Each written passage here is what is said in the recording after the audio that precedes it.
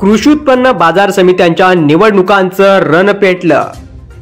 काय आहे बाजार समित्यांची गणित? बाजार समित्यांच्या निवडणुकीत कोण असतो मतदार? बाजार समित्यांची निवडणूक कोण लढवू शकतो? पाहुयात या रिपोर्टमधून। कृषी उत्पन्न बाजार समित्यांच्या निवडणुकांचं बिगुल वाजलंय। त्यामुळे बाजार समित्यांवर आपलं वर्चस्व मिळवण्यासाठी सर्वच राजकीय पक्षांनी मोर्चे बांधणी केली आहे। पण या बाजार समित्यांच्या निवडणुकीत मतदार कोण असतो पाहुयात।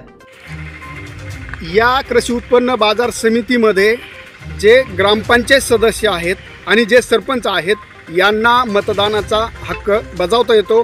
त्याचबरोबर जे सेवा सहकारी सोसायटीचे सदस्य आहेत यांना या मतदान प्रक्रियेमध्ये मतदान करता येतं आणि नोंदणीकृत हमाल, मापाडी आणि नोंदणीकृत जे व्यापारी आहेत यांना या ठिकाणी या कृषी उत्पन्न बाजार समितीच्या मतदान प्रक्रियेमध्ये मतदानाचा हक्क बजावता येतो। भारत कृषी प्रधान देश आहे, त्यामुळे या देशात कृषी उत्पन्न बाजार समित्यांचं विशेष महत्त्व आहे। ग्रामीण भागात वर्चस्व मिळवण्यासाठी कृषी उत्पन्न बाजार समिती हे अत्यंत महत्त्वाचं साधन आहे। त्यामुळे सर्वच राजकीय पक्षांकडून बाजार समित्या ताब्यात ठेवण्यासाठी प्रयत्न केले जातात। पण या निवडणुकीला उभा राहण्यासाठी काय अटी असतात त्यावर एक नजर टाकूयात।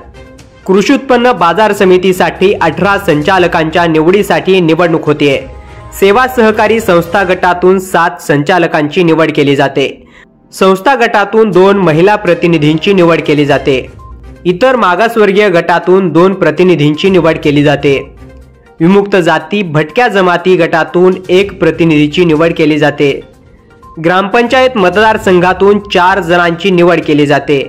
आडते, मापारी आणि व्यापारी गटातून 2 जणांची निवड केली जाते। अशा पद्धतीने कृषी उत्पन्न बाजार समित्यांची निवडणूक होत असते। सध्या ही निवडणूक सुरू असल्याने मतांची जुळवाजुळव करण्यासाठी सर्वच पक्षांनी कंबर कसली आहे।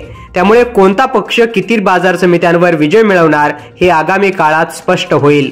हरिदास तावरे, मॅक्स महाराष्ट्र, बीड।